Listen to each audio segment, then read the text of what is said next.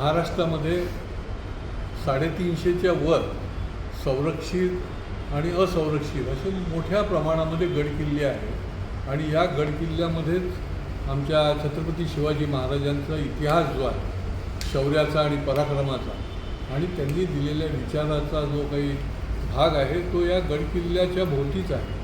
हे गडकिल्ले राहिले पाहिजे, टिकले पाहिजे, गडकिल्ल्यावर तरुणाई गेली पाहिजे, लोक देखील जाऊन त्याचा इतिहास जो आहे तो बघितला पाहिजे.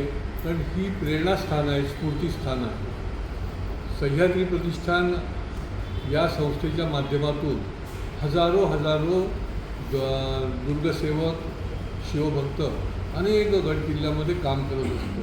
डागडुजीचं काम करतं. पुरातत्व खात्याच्या माध्यमातून त्यांच्या मार्गदर्शनाने परवानगीने त्या ठिकाणी तोफगाडे बसवले जातात, महाद्वारं बसवली जातात.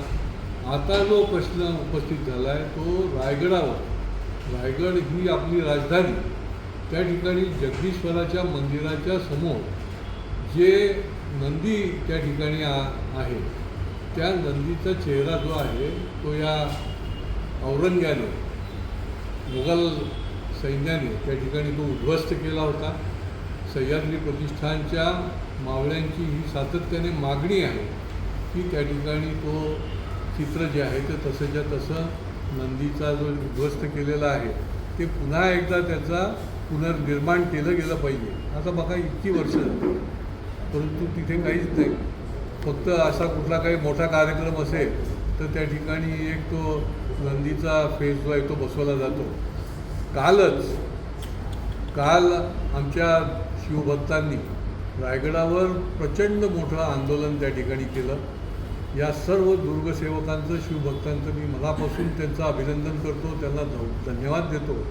जो शिवभक्त आहे तो राष्ट्रभक्त आहे आणि शेकडोच्या संख्येने त्या ठिकाणी त्यांनी ही मागणी केली की आपण येणाऱ्या काळामध्ये हे जसंच्या तसं नंदीचं मुखवटा जो आहे तो जसाच्या तसा बसवला पाहिजे.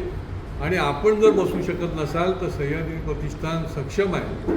सह्याद्री प्रतिष्ठानला आपण परवानगी द्या आणि ते आम्ही बसवण्याचं काम करू. आणि हे आंदोलन जे आहे ते यशस्वी झालं आहे. त्यांचं मी मनापासून त्यांना धन्यवाद आणि अभिनंदन करतो. गड किल्ल्यासाठी सबकुछ अशा प्रकारची तरुणाई, अशा प्रकारचे मावळे या महाराष्ट्रामध्ये आहेत, सह्याद्री प्रतिष्ठानमध्ये आहे. त्याचा मला सार्थ अभिमान आहे. आणि पुढच्या काळामध्ये ही जी मागणी आहे ती पूर्ण केल्याशिवाय आम्ही स्वस्थ बसणार नाही हे देखील या निमित्ताने आमच्या सह्याद्री प्रतिष्ठानने सांगितलेलं आहे आणि त्याच्याकरता देखील आम्ही निश्चित रूपाने कटिबद्ध राहणार आहोत. जय शिवराय.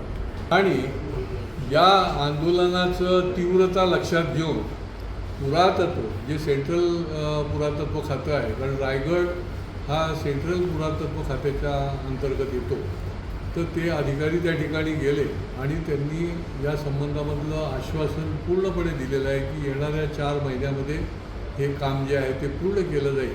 आणि त्याच्यामुळे हा गडकिल्ले प्रेमींचं, गडप्रेमींचा, शिवभक्तांचा, दुर्गसेवकांचा हा फार मोठा निश्चितपणाने हा यशस्वी असा लढा जो आहे त्याचा तो विजय आहे आणि पुढच्या काळामध्ये त्याचा पाठपुरावा देखील केला जाणार.